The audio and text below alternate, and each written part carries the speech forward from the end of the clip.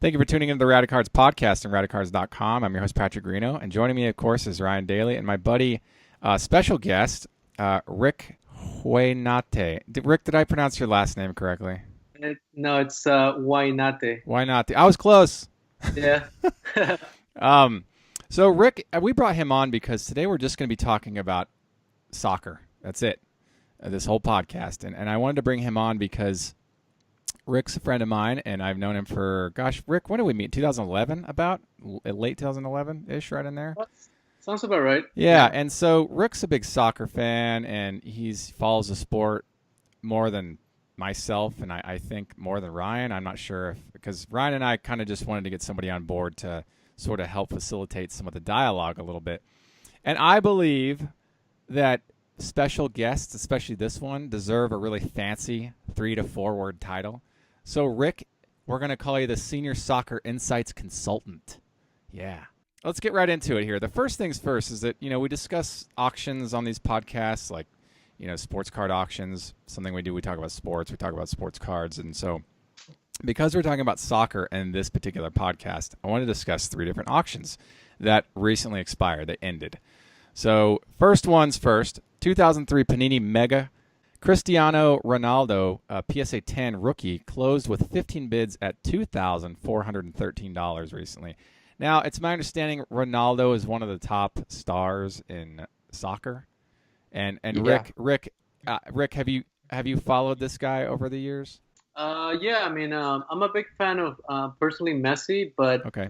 Cristiano Ronaldo is like as equal a good player, and I mean, by other people who are fan of him, they'll argue against what I'm saying. Like I think Messi's like a better player overall, Yeah. but they're both great players. Like they bring the sport to a different level. Like their competition is, I think, what brought both of them to be like these major players in the world of soccer. hmm Yeah, Rick, let me ask you a question about Ronaldo. yeah, I see this a lot in sports where there's a guy that's he has like this celebrity status, and people sort of often overlook what he actually does on the field in the sport. And I know that Ronaldo is just like this ultra mega celebrity. right. Do you think that sort of inflates his value as a soccer player, or is he really that good of a soccer player? He's that good of a soccer player, Okay. and I think he built the brand. Like a lot of players nowadays, they have good like teams behind him.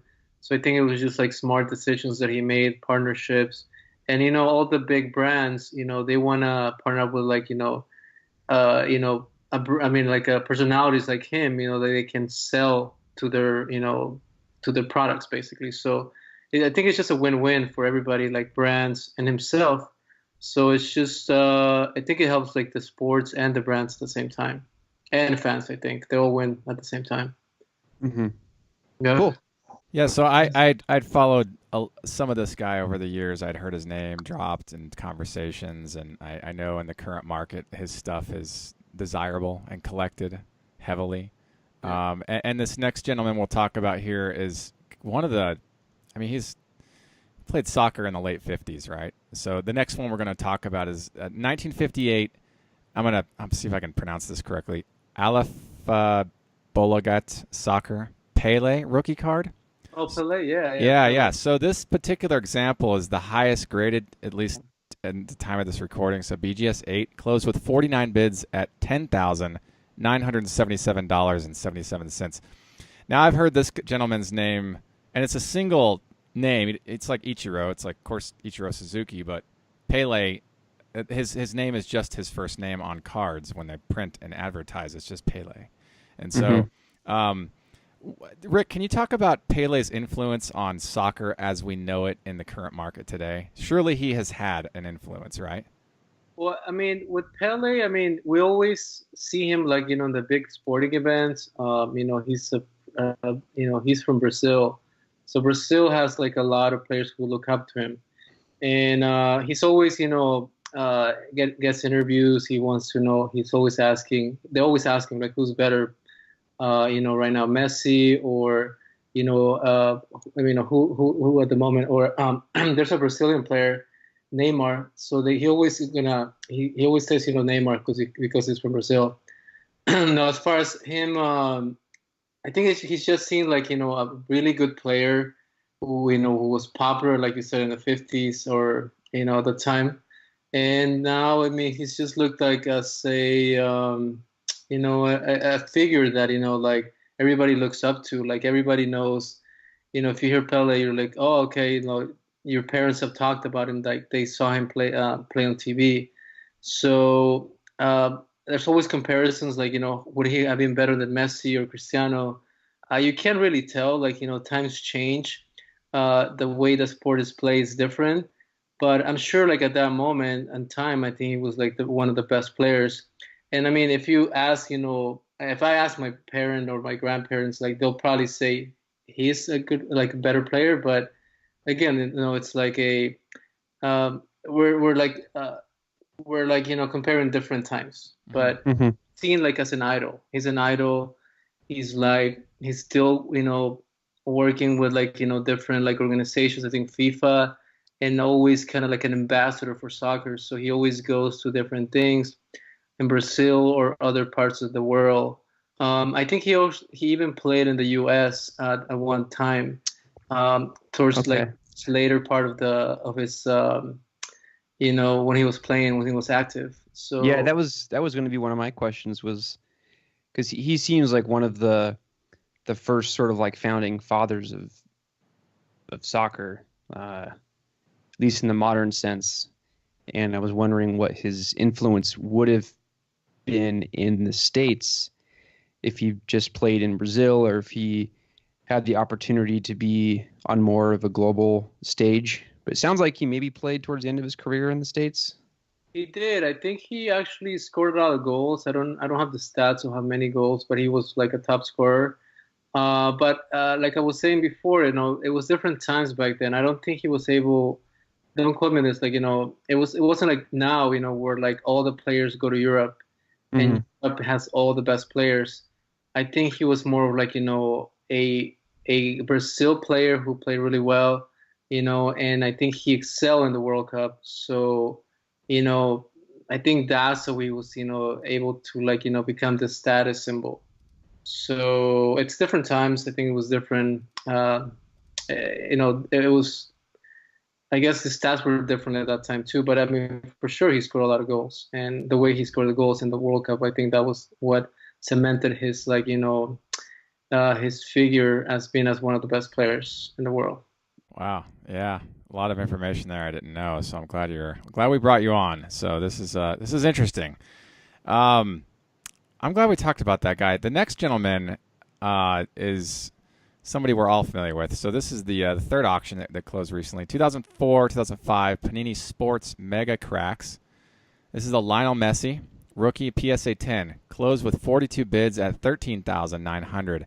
Now, okay, Messi he's a household name. Rick, let's talk about Messi's influence on soccer as it is today, because he is a modern guy. Let me think for a second as far as like influence. I mean, I think his style of playing and the way his brand is different than, I'm gonna say Ronaldo again, but it's a different style. Like his personality is more like mellow. A lot, in a different crowd really follows him. But mainly, I think it's like his ability with the ball, like how he dribbles, how he's able to like score a lot of goals. He's won so many awards throughout like the years. Mm. I mean, a lot of players look up to him, even players who are playing right now. Example, Paul Pogba from Manchester United. Like he recently like gave him a shout out. They played, I think, like a week ago for like a Champions game, and he was like, "I can't believe I'm playing with like Messi. He's like one of the best players in the world." I mean, it's just I think his personality and the way he plays. He's very like quiet. Um, as far as like what he brings to anything else about him, like influencing, I think it's just the way he plays. He brought like another level of competition, I think, to people. And I think it's even like right now I'm saying like players look up to him, like current players. I think they see how good he is in the pitch, like between you and I, or even myself who play soccer, like, I see him on TV. He makes things look easy. Like, he'll like kick a ball, it'll curve, scores, or he'll like, pass like four defenders. You might think, oh, it's kind of easy, maybe. I don't know, but I think at that level, like those players who he's playing against, they're good. They're really good. So I think they recognize that he's an idol. He's gonna be like an idol in the future, like like Pelé. For sure, it's his like style of playing. He's playing for like one of the biggest teams in the world, which is Barcelona. Mm-hmm. So I think that helps a lot too, because it's like a big brand that a lot of people look up to. They always watch the games every weekend. And he plays for Argentina, who's another country similar to Brazil, where they're like devoted to soccer. So there's like when there's a soccer game, they all like stop and watch the game. Or I think he didn't win like the last two World Cups, and also like the the regional cup in the Americas. Mm-hmm. But it's still like people say I mean he was able to get there like every single time. It wasn't just luck that he wasn't able to get those cups, but as an individual player, he's won everything. Like he's won like several like golden boots. He's won like Liga titles, Champion League titles. So I think that's what he brings. Like he brings like his winning attitude and his play style. I got a question for you. Basketball has Michael Jordan. They think of basketball, they think of Michael Jordan. Those are like immediately synonymous with thought process. Jordan is known as the greatest basketball player ever. And when you think of soccer, who is the player that you think of that kind of has that same position in soccer? Because Jordan's position is cemented forever in history. His legacy is permanent. So in soccer, when you think of a guy who matches that level, that echelon, who comes to mind? What name comes to mind? Is it Messi, or is it somebody else? Well, I'm gonna say one more person. It's gonna be different for whoever you ask, Right. whoever you talk to. You're gonna have a lot of people because soccer's a big game in the world. So some people are gonna say Maradona, some people are gonna say Pelé. But I mean, nowadays, I mean, those are gonna be like the top two. Recently, of course, it's gonna be Messi and Ronaldo, but Johan Cruyff, he's European. He was also a really good player. Pelé and Maradona are probably like the most known people. If you ask anybody, even people who are not follow soccer, they'll hear his name and be like, oh, okay, yeah, he's Argentinian, or like he's Latin America or something. Do you think is David Beckham someone that people would say is synonymous with soccer? Oh, you know what? Yeah, you're right. He would be like in the time before Messi and Ronaldo. Right. So I was thinking about David Beckham and just sort of leading into the discussion we're going to have about soccer in the States, and because he was obviously a huge story when he came and played for the Galaxy, which seems forever ago. I can't think of the year offhand, but he came over. I believe he was sort of over the hill in his career, right? When he came to LA. Actually, not really. Like, not really. Okay. He was kind of in between. I think he was playing for Real Madrid or PSG, but he still had like a good a couple more years left, because he was still playing for like top level teams. I think if he was maybe playing for like a second tier, then we can say like he was kind of coming down his level. But no, he actually I think that he came in 2007 to Galaxy, and it was a pretty big deal. I mean, I think it was a good time for him to come in because a lot of reasons, because he wanted to expand his brand into the American market and global. And he also, I think, wanted to be near Hollywood, because it's a big market there too for TV and movies. Oh yeah. So yeah, I mean, I forgot about him, but I was thinking more I guess a little bit older, older like idols. But yeah, no, for sure he's like another one. But he's more of a, I think he's more of a brand. But he's a really good player. But I wouldn't put him like level of Pelé or Maradona or Messi or Ronaldo. Maybe not as much, but maybe somebody else might say otherwise. If you're Okay. a English fan, you'll be like, no, he's a really good player.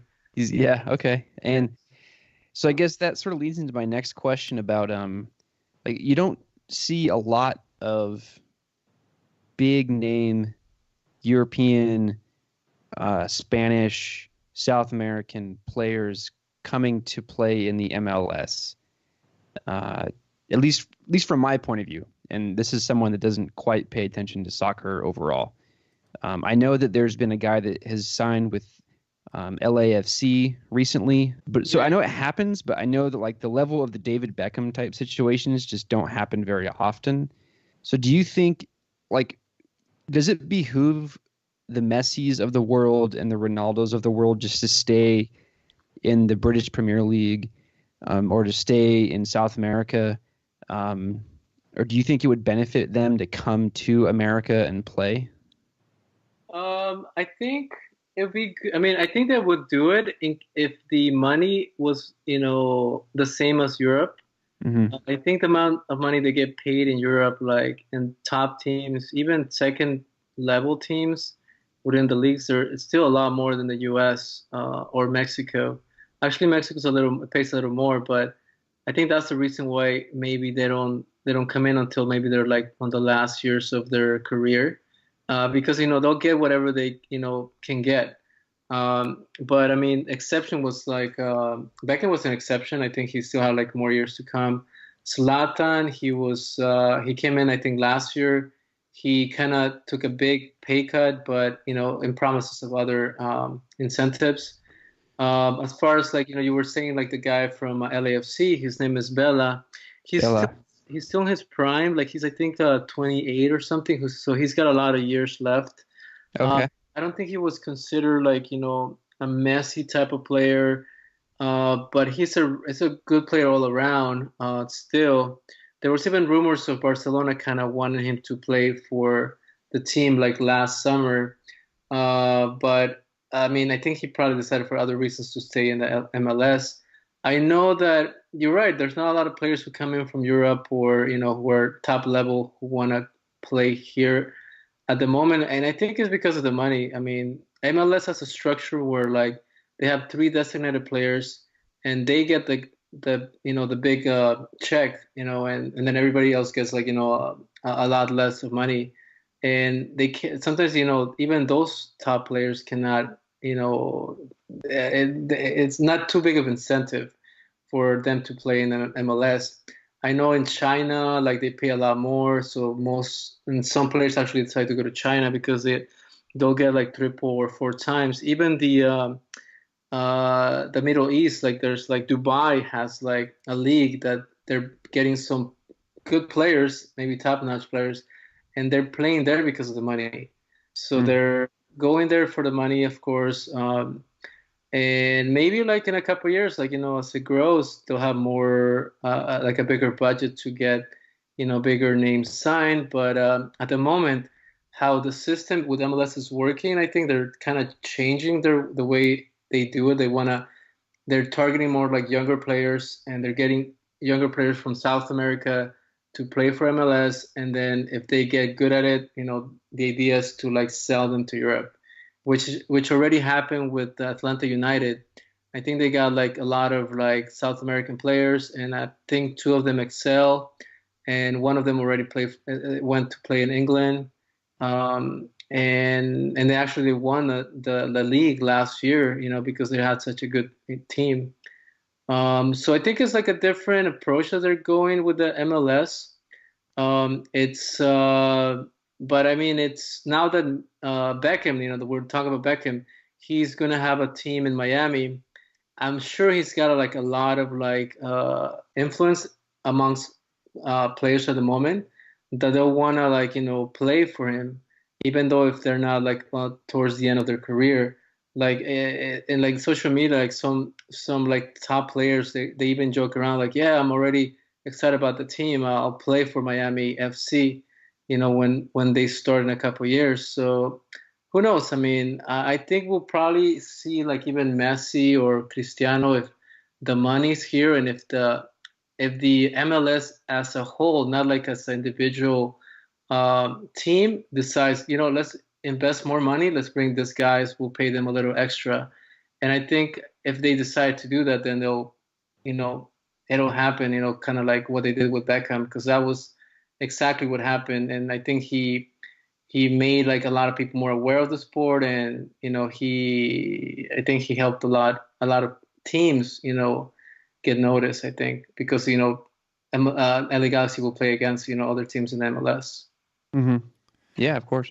It's good insights, man. Thanks for sharing, Rick. Really appreciate it. I wanted to move on to the two questions we've got on some of the data that we've collected. April 18th, I published an article that basically was the results of data, a couple Twitter polls that I published and marketed for a week. And I had two questions, okay? Because here's where I wanted to go with this. I wanted to see, in the United States, will soccer ever be as popular as football? That was one question.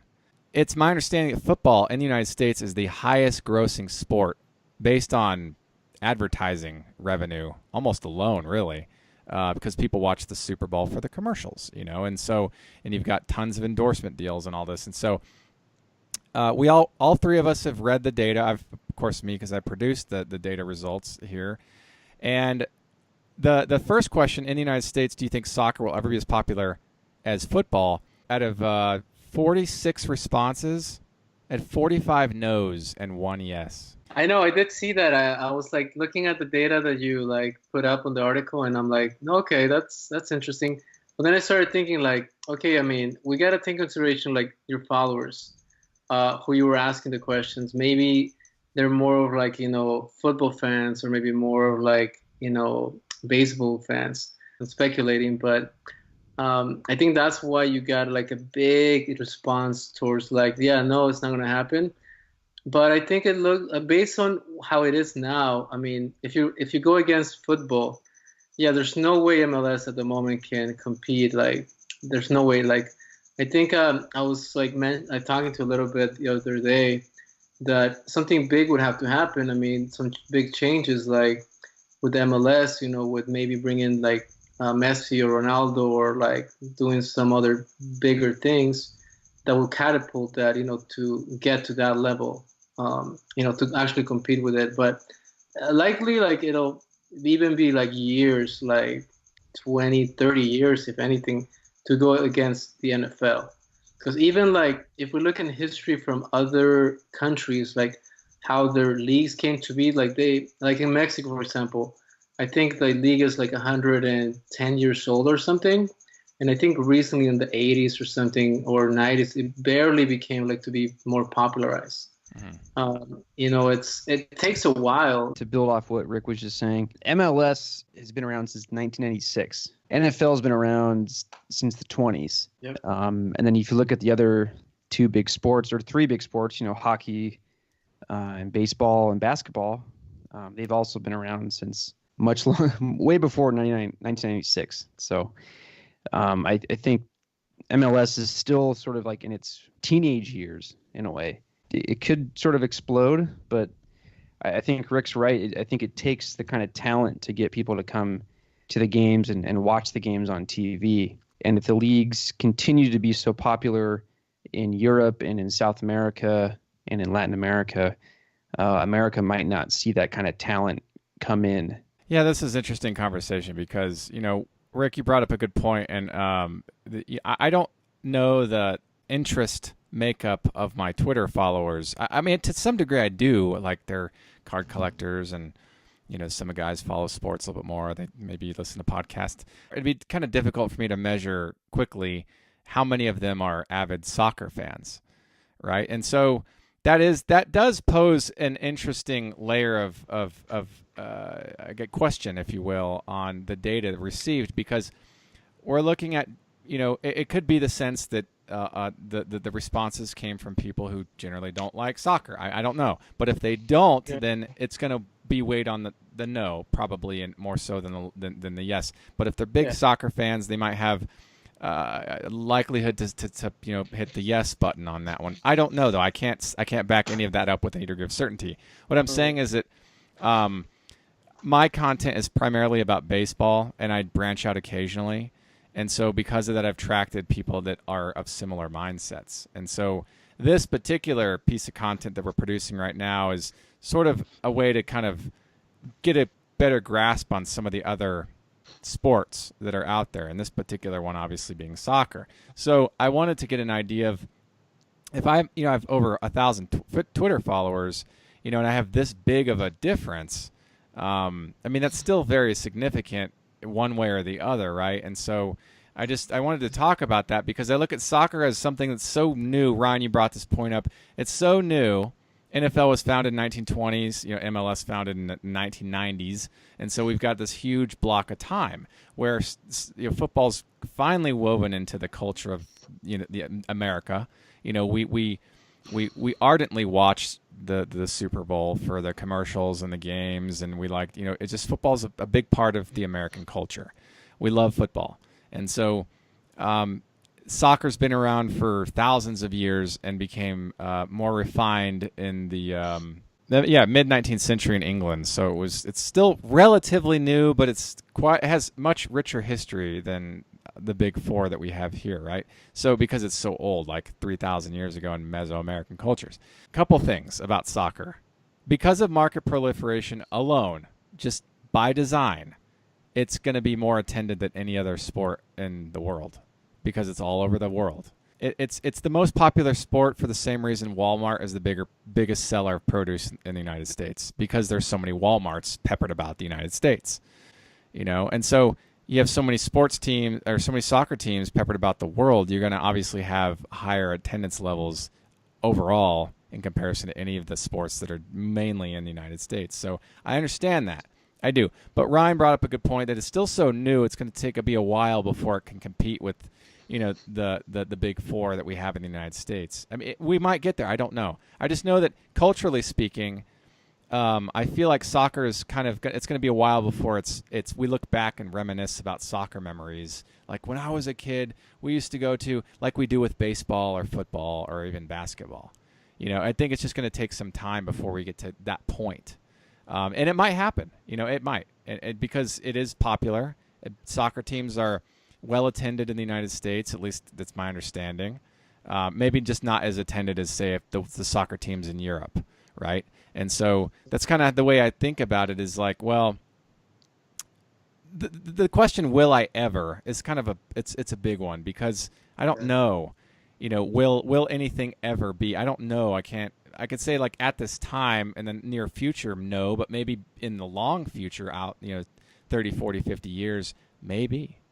And so I look at this as like a kind of a long-term thing. But I'm glad we got to talk about this because, Rick, when we were on the phone the other day, you had mentioned that, if World Cup is hosted in the United States, that could help be a push to get soccer to be much more powerful and popular in the United States. I think that would be kind of like almost a catalyst for popularity in the United States. It's that, I think the first catalyst was the first World Cup in the U.S., 1994. 2 years after, or three, MLS started, the official league.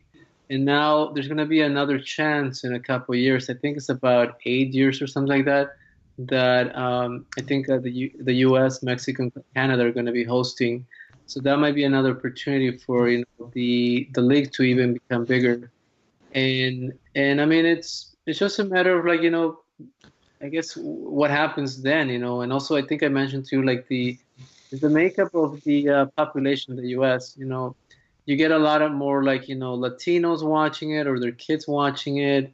Then you're gonna start getting more, like, TV ratings, more people attending. Europeans, that live in the U.S., English, or even for other countries, they also watch soccer. Like you mentioned, outside of the U.S. is popular. So it's a matter of, like, I guess, a culture thing. If if more people start I mean, I don't know, like, coming in or having kids, they're gonna influence somehow, what their parents watch. So But again, like it'll take time. It'll take, at least 10, 20 years to see how it's going to come up. So yeah, that's going to be a catalyst. That's interesting. I didn't know the World Cup was coming back. That'll be fun. Yeah. I know the Yeah. most fun I've ever had watching soccer was Yeah. during the World Cup, and it's always a fun time. Let me ask you a question about the MLS and just overall soccer's digital marketing, because I know that that's a big issue for every single sport. And I know MLB has struggled with how they market their players, and the baseball is largely seen as a team sport, so it's hard to sort of pull out one person and highlight them. Whereas in basketball, I mean, there's Steph Curry, Patrick referenced Michael Jordan. He's like obviously the face of NBA for many years. Kobe Bryant. There's just like specific guys that the NBA has been able to successfully leverage from a marketing point of view to bring in fans and people that buy tickets and people that watch on TV. Do you think the MLS will be able to highlight certain players in America to sort of bring in new audience members? Or is soccer sort of destined to be like a team sport? Like baseball is very team sport, hockey is very team sport. I mean, do you think there's going to be guys that they can highlight, or do you think it's just going to be team sport forever? No, they already do. I mean, right now, like the designated players, those are like the three players that each team gets, and they get to, pay a lot more money to. And usually they get, kind of big names like Zlatan from LA Galaxy. He brings a lot of people excitement to go see him because he's like a really good player. Then a new guy who came in from England, Wayne Rooney, he's playing for DC United. That's another big guy who, people want to see him play. There's like a bunch of designated players who are not like, known by a lot of people, but in the soccer community or, soccer fans, they know who those people are. So they do like, want to make you want to go see them at a stadium. Those are like some people that I can remember right now. Bella also, he's like a big name, and they brought him strategically to the LA because he's Mexican, and there's a lot of Mexican community in LA, so they brought him for a reason, because they want more of like people who are Mexican to follow the team. So they do strategic I guess talent seeking in different parts of the country. Like at one time, I think New York too had like David Villa. He was a World Cup winner with Spain. So they always, do those things. And I think at the moment, it's probably the only two guys who are probably well known is Zlatan Ibrahimovic and Wayne Rooney. But of course, it's not to the level of Beckham. But I think once we get in the future, like a Messi or Ronaldo, then that might be another like Beckham moments, which we might see. I mean, I think if the money's there, marketing, I think they might decide to do that. Maybe Ronaldo more, for LA, because he might want to do like movies and stuff like that. So who knows? But to your question, hopefully answered. I mean, they do have it, but not to like the level of like Stephen Curry, who everybody knows, even myself, I mean, I do follow some basketball, but I know who it is, and I think most people would also tell you, but nobody, unless you follow soccer, will tell you, okay, I know who Wayne Rooney is, or Zlatan maybe, but, it's one of those things, it's not there yet, I think. But okay. They have that structure already. Yeah. Well, if it means anything, I know who Wayne Rooney is, but I did not know that he was playing in the States. So he is. That's news to me. I did know who he was when he was playing in England, but that's okay. That's good to know. Glad I asked that question. This is a good segue into the next question on the next poll, essentially, question of the poll, this other poll anyway. globally, do you think soccer cards will ever be as popular as basketball cards? Now, Ryan, this is probably maybe more our domain, but certainly Rick, jump in. If you feel like your insights could be, you have something to share, if you will. But you know, Rick and Ryan, soccer cards are obviously it's a global thing. Maybe more popular historically outside of the United States, although they've become more popular inside the United States since Panini's restructure in the late 2000s sort of brought them in a more mainstream format in the United States and in this culture in America. But globally speaking, basketball cards have huge popularity. There's a large, huge market in Asia. Because soccer cards almost in a way kind of more recently became popular in the United States, they sort of missed what we call the 90s insert craze. Ryan, you and I are aware of this. And that they also missed like the game used craze of like the 2000s and the autograph thing that's sort of become like the staple of hits that are in the modern market. Because they missed all those things, we don't look back and say, man, I wish I would have had enough money. I'm buying all the soccer cards in the 90s I couldn't afford when I was a young boy. Like we look at now with baseball cards. Do you think that soccer cards over time will ever be as popular or as desirable as basketball cards? Because we have seen, Ryan, you and I recently see Jordan sales upwards of near $400,000 for a single card. Do you think that we'll see soccer cards produce those kinds of monetary results down the line?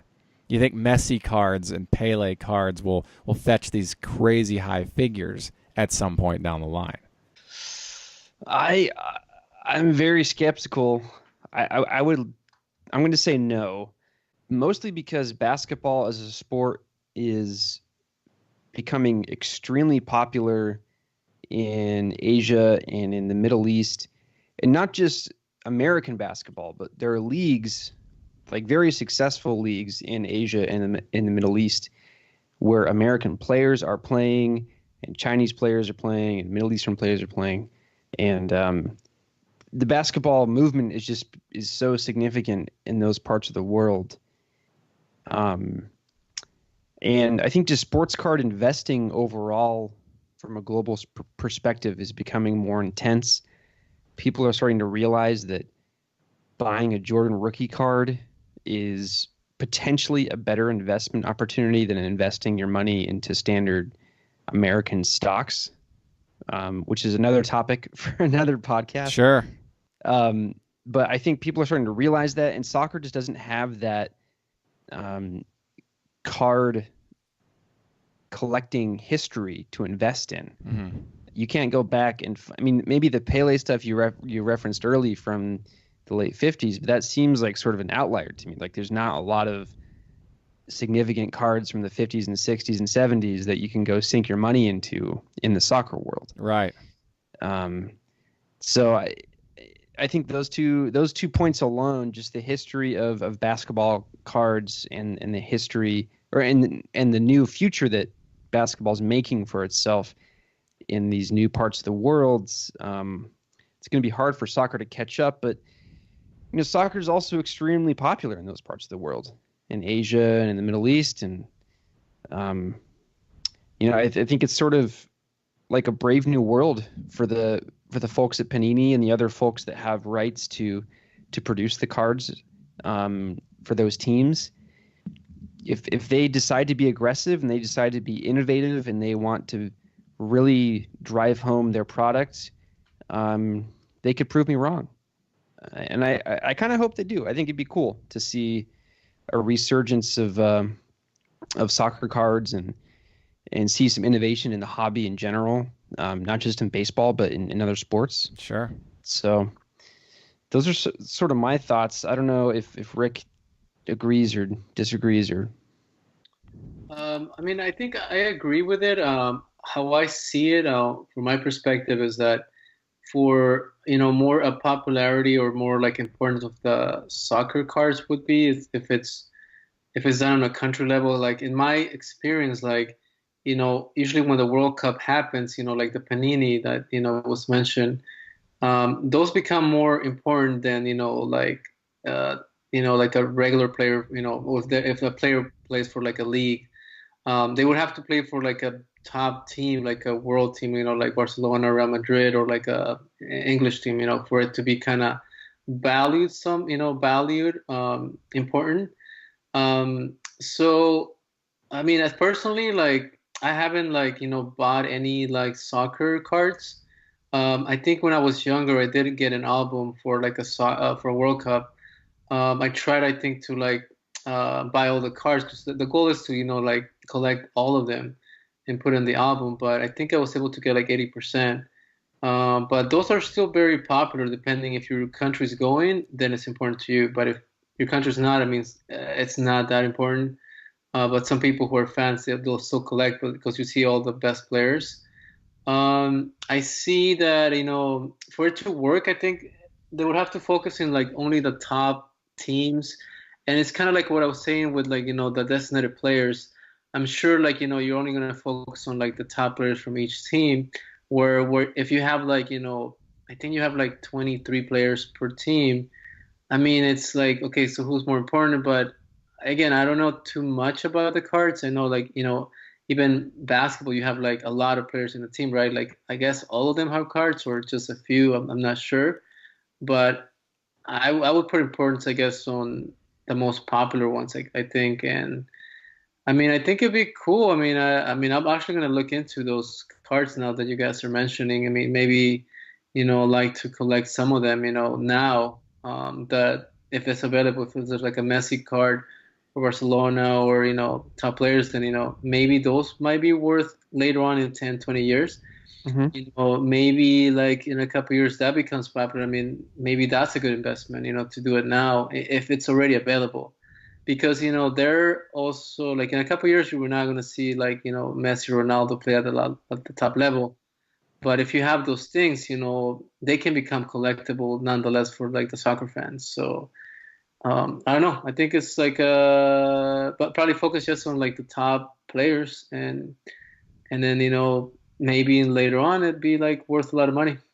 So, Rick, the album that you're talking about, are you talking about the stickers that you get and you try to collect the whole sticker book in Oh the? yeah, the sticker, yeah.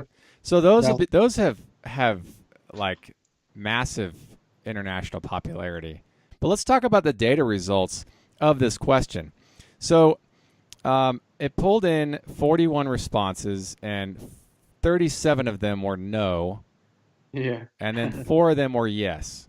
All right. Okay, so I that again, with the data collection, the makeup of my voters, I can't say with any degree of certainty who is or isn't a soccer fan. I'm not going to even go in that direction. I'm going to say that this is also statistically significant. So I think for the points that Ryan mentioned, soccer cards, it's going to be a long time before they're even at any level to compete with the popular basketball cards, knowing where basketball cards have been in the past. Basketball cards were very much a part of the 90s thing. A lot of refractors and precious metal gems and low serial numbered inserts at high insertion ratios at a time when Jordan still played, along with a slew of other superstars.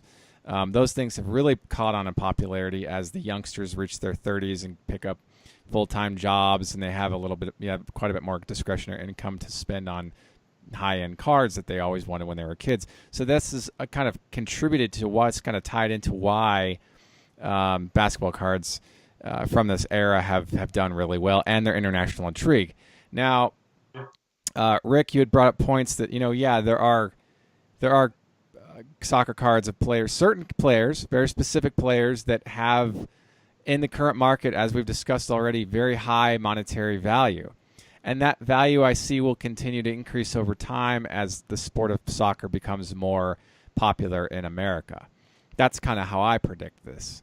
Okay, so, but I honestly think, knowing that, how many more basketball players are well known, at least, and I don't know this factually, I just know that like in the United States and America, when I go to like a bar or like, go hang out somewhere with people talk sports, most of these people are talking baseball, football, basketball, some hockey. I almost rarely ever hear anybody talk about highlights of players in soccer.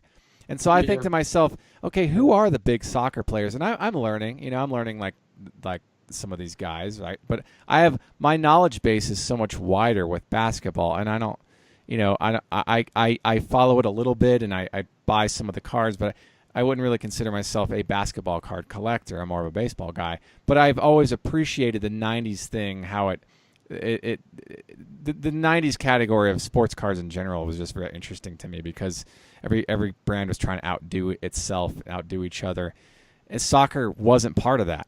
We just didn't get that at that time. That the Tops and Pinnacle and Upper Deck and Leaf and Select and Score, Donruss. We didn't have soccer cards produced by these brands, so they kind of missed that boat. So in the current market, with Panini producing most of what we see available in the market, there's a lot of interesting things being produced now. So in 20, 30 years, are we going to see an influx of buyers for the stuff that's being produced now? And people look back and be like, man, I wish I had the money to buy that card. Because those auctions that we discussed, some of them are obviously in the 2000s, so they're 15 plus years old now, roughly in that area. So we're looking at like, okay, gosh, I wish I would have bought that Ronaldo or that Messi, but I didn't even know about these cards back then. I had no idea. I just more recently in the past like 5 years learned about these guys' names, and No, so and I think they were also kind of starting at that time. So I think some people bet that they were gonna, become big, and they did. It's kind of, I mean, some of the people who bought, I mean, maybe they kind of knew they have potential. So in a way, I guess, there's probably a lot of players now. I mean, or cards that we can buy, anybody can buy. And if, they become the next Messi, which there will be another Messi, Ronaldo. mhm. And then you can definitely and you can sell it for a lot more money. So I think there's something there. You just have to get those cards, before anybody else. Right. And I'm sure, it'll definitely be worth it later on, once they become popular, whoever it is. I'm sure, and so we're talking about like long term.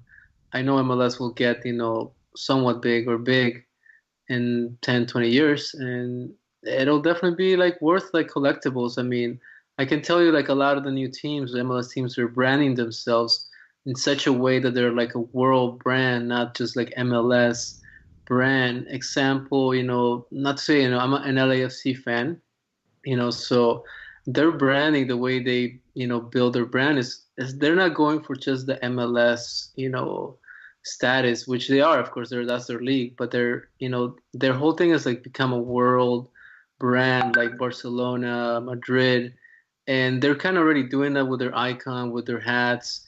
I don't know if you've seen their hats, but they're kind of piggyback riding on like the baseball hats, and I even have two pairs of hats, from LAC. They look cool. They're branded. You can tell, okay, they're from LA. Cool. The black and gold, that's a cool thing. Like, and people who come to LA, like visitors, they're going to see the games at the new stadium because it's downtown.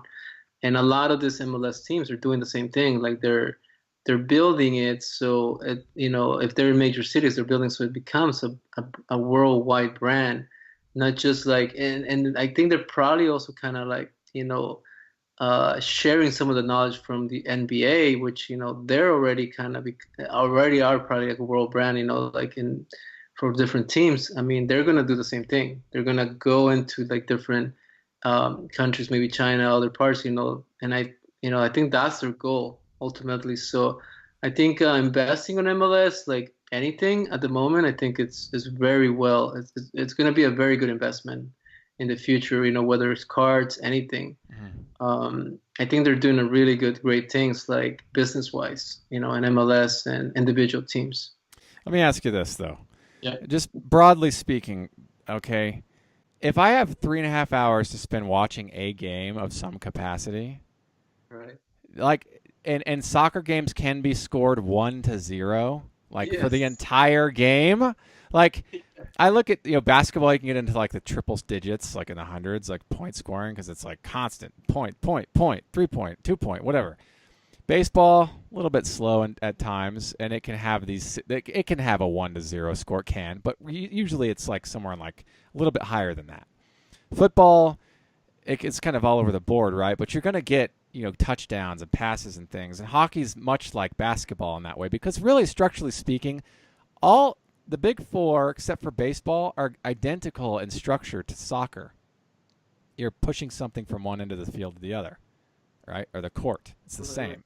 So I look at it as like, well, if I'm at a game and I want to see action taking place, I mean, if you look at it from a numbers perspective, the basketball game is going to be the most interesting of all five, because you've got points happening so quickly, all the time. Football is littered with buzzers and pauses, and it just takes forever sometimes to see a single point, which sometimes it's like, who do I ask? I mean, these are good points. Like, it's kind of an unfair question, right? But I look at it like, if I want to see action taking place on a field, I personally would like to see action taking place quickly because, like, I just want to see things happen fast all the time. And so I look at it as like, well, does a score of 1-0 for 3.5 hours of your time, does that seem interesting? Is that an interesting sort of, like, this is kind of a question that I'm curious to know, like, of everybody, like, what do they think, It is? No, yeah, it is. I mean, it's like, for sure, like, it's a different way of looking at it, for sure. Yeah. I mean, if you put it like you're saying, okay, I want to see more points or I want to see more action. Yeah, of course, if you compare it to those things, I mean, it's not going to be, enjoyable. What happens with soccer is like, it's like that, oh man, he almost scored, like the whole play, or like, what did he do? Like, did he get fouled out, or like, they're trying to, score. I don't know, it's like a dance almost. It's like a dance, against, a player, or like against, one, it's like a battle. I see it, it's like you're rooting for your team. You're like, you want them to win. I mean, of course, at times some games are boring. Like, some games are like nothing's happening. Yeah. Well, either because like their strategy was like way too defensive on both sides, or maybe even like the quality of the players is not best. Like, and I can be honest, like, some MLS games are boring, like, because they're not like, I don't know what it is. Sometimes they are boring, but when you see, like, I mean, other teams, like, sometimes they go at it like back and forth. That's, as a soccer player, you want to see that back and forth, even though they don't score. Like, the almost kind of like, oh man, he missed. You're like, oh, that was close. Or it's like, it's more like a little bit dramatic. Okay? And some players bring on the drama as well. Like, I don't know if you ever seen like Neymar. There's been memes about him. Like, he kind of fakes the fouls. Like, it makes him what it is. So some players do that. You're kind of like, oh man, what the heck, or like they have plays where like there's offsides. You'll be like, no, it's not. Or like, then you kind of like, the ref sometimes doesn't see something. So you kind of, I guess, you get these different things in the game that, it's interesting. But at times, some games are going to be boring. Yeah. When you get to the competitive, like the high level, like Champions League, those games are intense because they're going for like a big award. And then you get like the best players for each like country, like the best teams. Then you're like going a different, like, it's a totally different level. And sometimes you see like these goals that are like, I can't believe he scored. Like, one thing, like, I remember right now, Ronaldo scoring like last Champions League, like a scissor kick. Like, I was like, I'm telling you, like, I'm not more of a Messi fan. I'm like, I'm a Barcelona fan, and he was playing at Real Madrid. And he scored like this goal, like, it's an amazing, like, beautiful goal.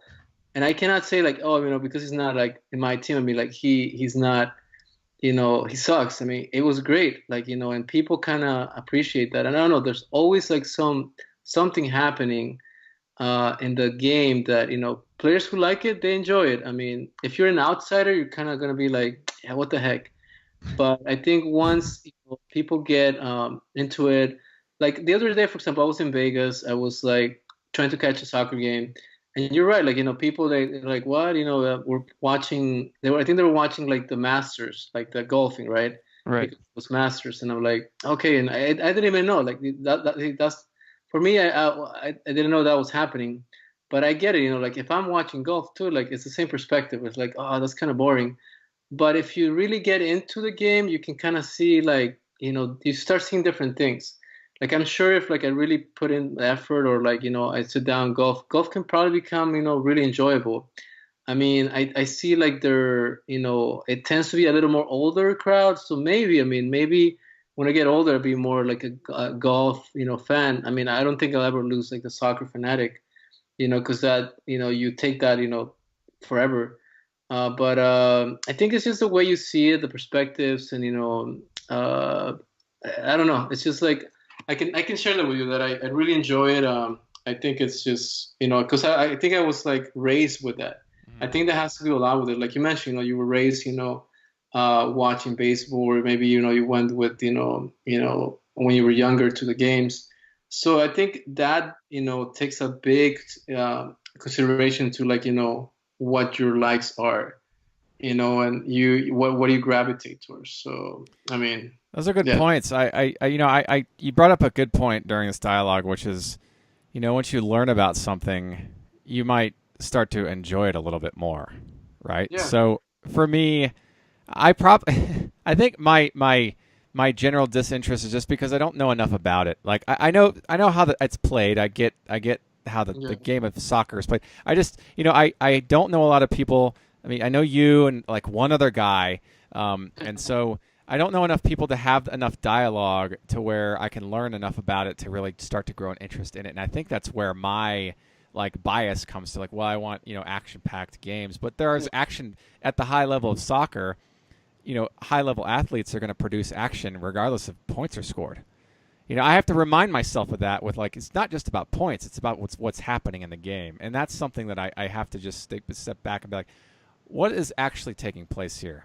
Strategy, right? It's like a game of chess. And so it's like things are happening regardless of if an opponent goes down or not, or a point is being scored.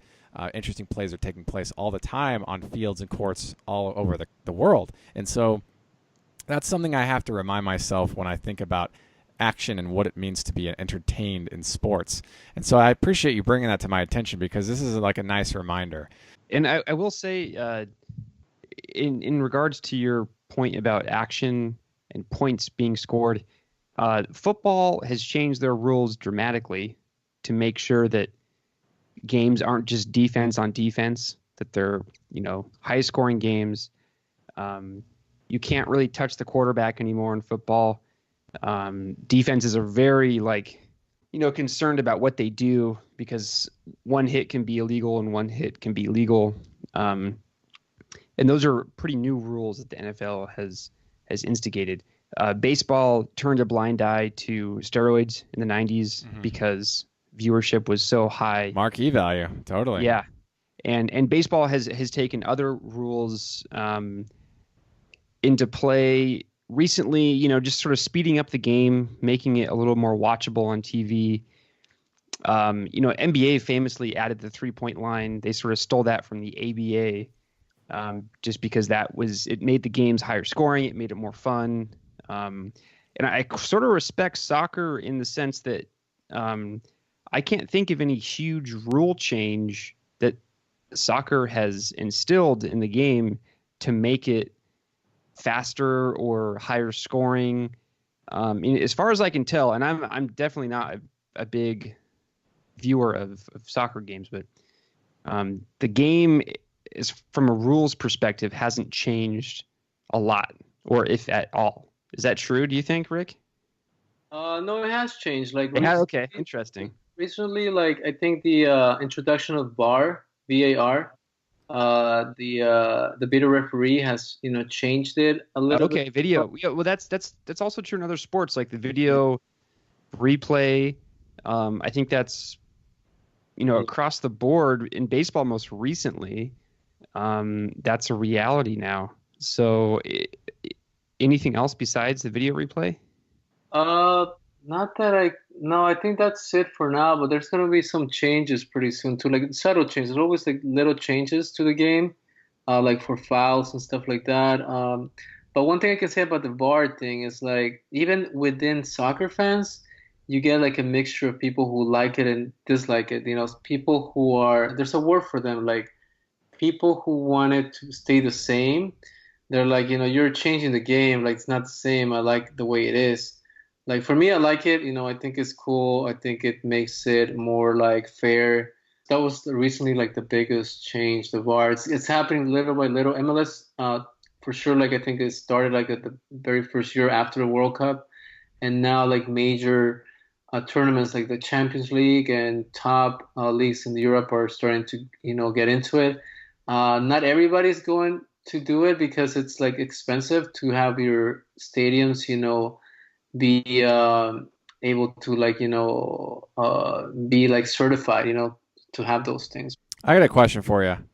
So in football, we have a touchdown's worth 6 points. Do you think that if they change the scoring for a single goal from 1 point to 6 points, do you think that would make the game more interesting as from like an almost like artificial standpoint? Because a point is a point, but if you raise the actual number of points you get per score, would that make things more interesting, or would it even matter? That's an interesting question, actually. I don't think it would.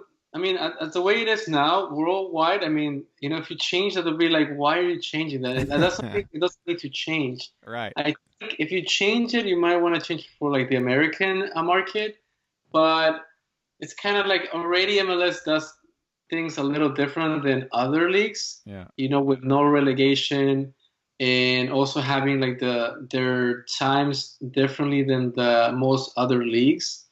You're kind of changing too much where, I don't know,